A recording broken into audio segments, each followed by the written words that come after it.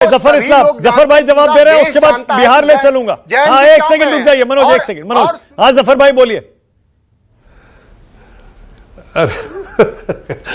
मनोज काका को दिन में भी सपने आने लगे ऐसा लग रहा है।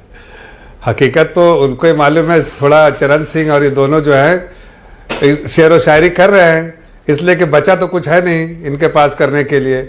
जनता के जब जाते हैं तो जनता इनसे कठोर सवाल करती है कि क्या किस पे कि काला धन जो 2004 से 2014 के बीच में जो देश को लूटा है वो धन कहाँ गया, और आज फिर से धन लूटने के चक्कर में आ गए।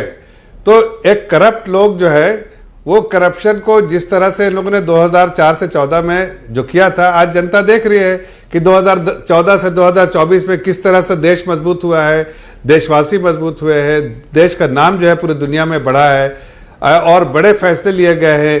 इसलिए ये पॉलिटिकल पार्टी तो इसको सोचना चाहिए कि फिर आप बता रहे थे कि कांग्रेस ने इतिहास बनाया था सबसे कम सीटों का, 44-42 सीटें कुछ बता रहे थे 2014 में, उसके बाद 5-7 सीटें बढ़ गई 2019 में। इस बार बहुत शार्प डिक्लाइन होगा कांग्रेस का, और समाजवादी पार्टी काका जो बोल रहे हैं होगा, कमाल कर रहे हैं आप भी। 44-52 पे आ गए, कह रहे शार्प डिक्लाइन।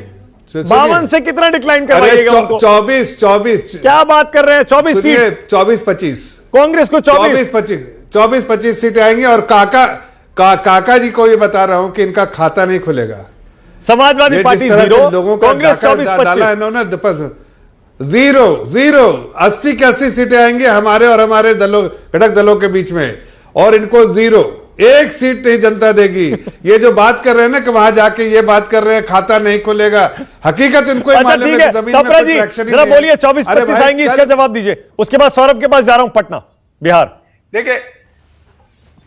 देखिए मानक जी, मुंगेरी लाल के सपने देखने का अधिकार जफर भाई को जरूर है, वो देख सकते हैं सपने, लेकिन भ्रष्टाचार पर जो ये बड़ी बड़ी बातें करते थे, आज देश के प्रधानमंत्री वो इलेक्टोरल बॉन्ड में जो भ्रष्टाचार हुआ उसको डिफेंड कर रहे हैं। यानी जिस इलेक्टोरल बॉन्ड को सुप्रीम कोर्ट ने कह दिया कि असंवैधानिक है, कॉन्स्टिट्यूशनल नहीं है, उसको प्रधानमंत्री बैठ करके उसको डिफेंड कर रहे हैं। यानी इससे खुलेआम दिखता है कि प्रधानमंत्री जो है इलेक्टोरल बॉन्ड के जरिए से बहुत बड़ा घपला हुआ, ये उनको भी पता और उन्होंने किया है।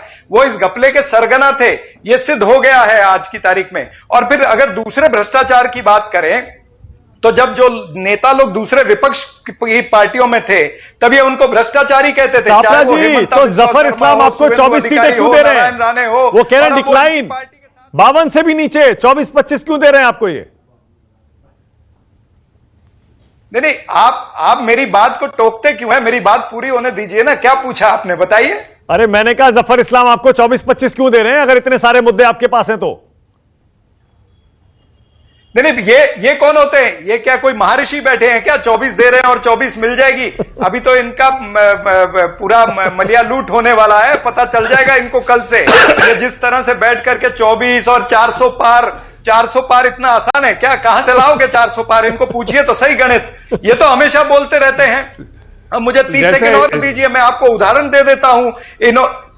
इन्होंने हरियाणा के अंदर कहा था कि 75 पार, मिला कितना 40। इन्होंने झारखंड में कहा था 65 पार, मिला कितना 25।